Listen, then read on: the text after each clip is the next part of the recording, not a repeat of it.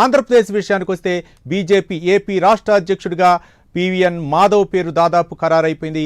BJP రాష్ట్ర కార్యాలయంలో ఆయన నామినేషన్ వేయనున్నారు. ప్రస్తుతం బీజేపీ రాష్ట్ర ప్రధాన కార్యదర్శిగా ఉన్న మాధవ్ గతంలో ఎమ్మెల్సీగా పనిచేశారు. మండల్లో బీజేపీ ఫ్లోర్ లీడర్గా వ్యవహరించారు.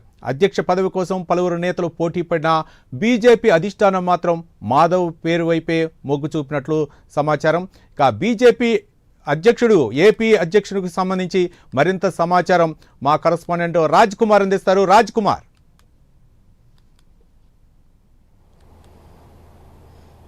రవి, ముఖ్యంగా ఏదైతే ఆంధ్రప్రదేశ్ భారతీయ జనతా పార్టీకి సంబంధించి రాష్ట్ర అధ్యక్షుడిగా ఎన్నికకు సంబంధించినటువంటి కసరత్తు కొనసాగుతుంది. ఇప్పటికే భారతీయ జనతా పార్టీకి సంబంధించినటువంటి అగ్రనేతలందరూ కూడా ఇప్పటికే చేరుకున్నారు. అటు ఎంపీ పురంధేశ్వరితో పాటు రాష్ట్ర మంత్రి సత్యకుమార్ యాదవ్, అదేవిధంగా కేంద్ర సహాయ మంత్రి భూపతిరాజు శ్రీనివాసవరంతో పాటు భారతీయ జనతా పార్టీకి సంబంధించినటువంటి క్రియాశీలక అదేవిధంగా అగ్రనేతలందరూ కూడా ఒక్కొక్కరిగా కూడా భారతీయ జనతా పార్టీ కార్యాలయానికి చేరుకుంటున్నటువంటి పరిస్థితి ఉంది. కొద్దిసేపటి కిందటే ఇప్పటికే భారతీయ జనతా పార్టీకి సంబంధించి రాష్ట్ర అధ్యక్షుడిగా దాదాపుగా పూర్తి స్థాయిలో అంటే ఒక 95% పూర్తిగా కూడా పూర్తయింది. ఇక కేవలం రేపు ఈ రిజల్ట్ ఎన్నిక అయినటువంటి తర్వాత రిజల్ట్ మాత్రమే ఉంచేటువంటి అవకాశం ఉంది.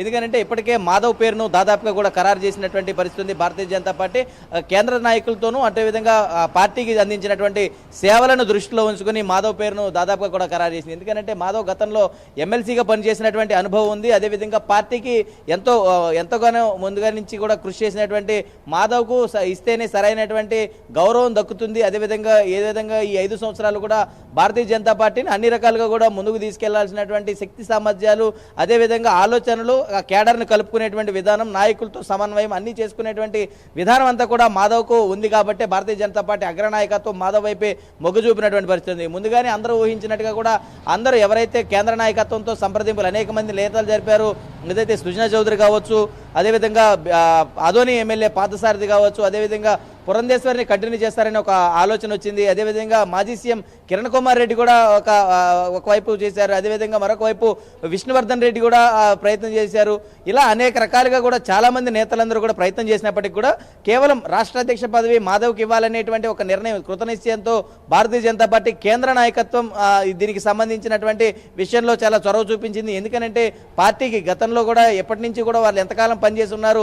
ఒక కింద స్థాయి కేడర్ నుంచి కూడా రాష్ట్ర స్థాయి వరకు ఎదగాలంటే భారతీయ జనతా పార్టీలో చాలా అనేక రకాలైనటువంటి పరిస్థితులను ఎదుర్కోవాల్సినటువంటి అవసరం ఉంటుంది. అన్ని రకాలుగా కూడా చూడాల్సినటువంటి అవసరం ఉంటుంది. కాబట్టి పూర్తి స్థాయిలో మాధవ్ను తీసుకుని వచ్చేటువంటి ప్రయత్నం అయితే కేంద్ర నాయకత్వం చేసింది. కాబట్టి అన్ని రకాలుగా కూడా పూర్తిగా కూడా మాధవ్ అయితేనే రాష్ట్ర అధ్యక్షుడిగా ఎన్నికై పార్టీని ముందుకు తీసుకెళ్లగలరు 5 సంవత్సరాలు. ఎందుకంటే ప్రభుత్వ కార్యక్రమాలన్నింటినీ కూడా ముందస్తుగా తీసుకెళ్లాల్సినటువంటి అవసరం భారతీయ జనతా పార్టీలో పెద్ద ఎత్తున ఉంటుంది. కాబట్టి ఇప్పుడు కూటమి పార్టీల్లో ఒకటైనటువంటి భారతీయ జనతా పార్టీ అటు కేంద్రంలోనూ ఇటు రాష్ట్రంలోనూ క్రియాశీలక పాత్ర పోషించాల్సినటువంటి అవసరం ఉంటుంది. కాబట్టి అటు కేడర్కు కూడా అటు కార్యకర్తలకు అందరికీ కూడా సమన్వయం చేసుకుని అందరికీ అందుబాటులో ఉండాలి. ఎప్పుడు ఏ సమస్య వచ్చినా సరే దాన్ని తీర్చే విధంగా ఉండాలి. ఒక సీనియర్ అయినటువంటి నాయకుడు, అనుభవజ్ఞటువంటి నాయకుడు పార్టీకి చాలా అవసరమని కేంద్ర నాయకత్వం గుర్తించింది. కాబట్టి మాధవ్కు అన్ని రకాలుగా కూడా మద్దతు పలికింది. దాదాపుగా నామినేషన్ కూడా కొద్దిసేపు కిందటే దాఖలు చేశారు. కాబట్టి ఎన్నిక ఏకగ్రీవం కానుంది ఈరోజు.